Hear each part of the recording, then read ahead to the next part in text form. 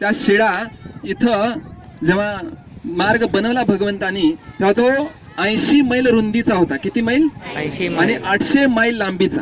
म्हणजे लक्षात येते 120 किलोमीटर रुंदीचा रस्ता होता. किती रुंदीचा? 120 किलोमीटर रुंदीचा रस्ता होता. 80 मैल रुंदीचा आणि 800 मैल लांबीचा एवढा मोठा पूल भगवंतानी बांधला. प्रभू रामचंद्र की जय. वानर सेना की जय.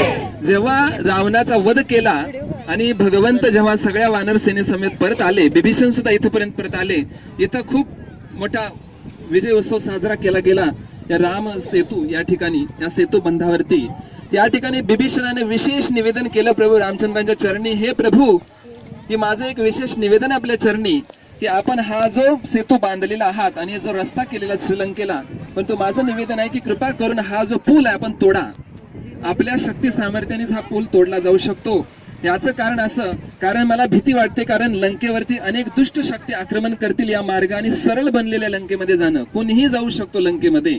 तर माझी विनंती आहे, जेव्हा बिभीषणाचा राज्याभिषेक केला आणि बिभीषणाला लंकेचा राजा घोषित केला, इथंच राज्याभिषेक केला, आणि तेव्हा बिभीषणाच्या विनंतीस्तव भगवान रामचंद्राने, हरी बोल मध्ये बोल नका, मुलांना कोणीतरी एक जण पहा. तर मग बिभीषणाच्या विशेष ध्यानपूर्वक जर नाही ऐकलं तर आपल्याला काही समजणार नाही, लक्षात आपल्याला काही कळणार नाही. तर बिभीषणाच्या निवेदनानुसार भगवंत आणि प्रभू रामचंद्रांनी आपल्या धनुष्य बाणाद्वारे काय केलं? आपल्या धनुष्य बाणाद्वारे हा सेतू जो आहे तो तोडला. किती शक्ती असेल भगवंताची पहा. हा सेतू तोडला आणि हा जो सेतू आहे 3 भागामध्ये तोडला. किती भागामध्ये? 3 खंड केले. जर आपण गुगल मॅप वरून पाहिलं तर हा सेतू अजूनही दिसतो, मध्ये मध्ये खंडित दिसतो, 3 ठिकाणी खंडित दिसतो गुगल मॅप वरून. तर भगवंतानी आपल्या बाणाद्वारे धनुष्याद्वारे 3 ठिकाणी तोडला. जेव्हा सेतू पुन्हा तोडला तेव्हा दोन्ही समुद्र पुन्हा एकत्र आले.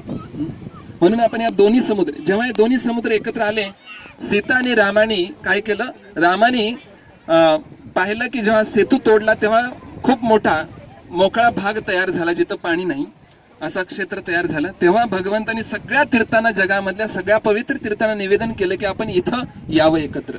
म्हणून या स्थानावरती, या धनुष्यकोडी स्थानावरती, जिथं धनुष्याने हे सेतू तोडला, या स्थानावरती संपूर्ण विश्वामधली सगळी तीर्थ एकत्र आली आणि प्रभू रामचंद्रांच्या चरणी प्रणाम करून या तीर्थामध्ये सम्मिलित झाली. म्हणजे इथं सगळी गंगा, यमुना, सरस्वती जेवढी तीर्थ आहेत तिथं आली. आणि मग सीता आणि रामाने दोघांनी मिळून या ठिकाणी स्नान केलं.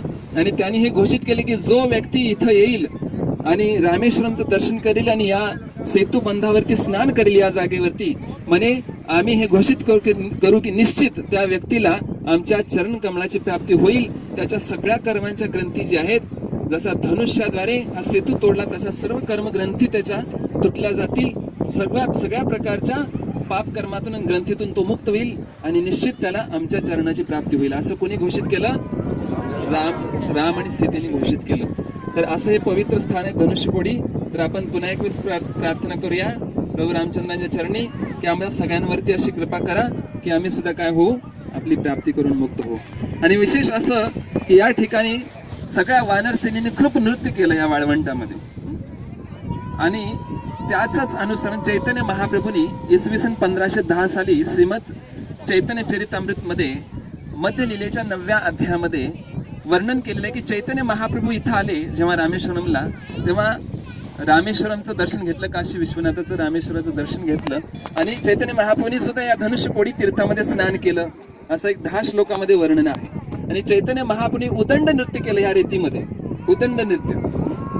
तर म्हणजेच आपल्या सगळ्यांना हे निवेदन आहे की या रेतीमध्ये आपण सुद्धा उदंड नृत्य करायचं आहे. पहा, आपल्या जीवनाचं, आपल्या जन्माचं सार्थक झालेलं आहे. आपण इथं आलेलो आहोत. आपल्याला इथं येणं शक्य झालं असतं का? आणि जरी आलो असतो तर आपण मौज मजा करून गेलो असतो. परंतु भक्तांच्या संघामध्ये आल्यामुळं आपल्याला तीर्थांचा महिमा कळतो आहे. नाहीतर अनेक लोक येत आहेत पण पहा सगळे मौज मजा करून, ठीक आहे, त्यांनाही लाभ होतो आहे, परंतु महत्वाचं काय आहे की धामाची कृपा मिळवण्यासाठी आपण श्रवण करून आपल्या हृदयामध्ये ती कृपा मिळवणं खूप आवश्यक आहे. तर आपल्या सगळ्यांना निवेदन आहे की आपण पुन्हा एक वेळेस इथं 5 मिनिटासाठी नामसंकीर्तन करूया. थोडं ऊन लागते पण हरकत नाही, स्नान केल्यानंतर आपण पुन्हा थंड होऊ आणि पुन्हा गाडीमध्ये बसायचं आहे आणि आपल्याला गाडी घेऊन जाईल, काही दर्शन आपल्याला करवेल आणि आपल्या स्थानी परत पोहोचवेल. ठीक आहे. हरे कृष्ण. हरे कृष्ण. तर ही कथा थोडक्यात मी सांगितली. आणखी सुंदर कथा आहे. जर पुढे कुठे जागा मिळेल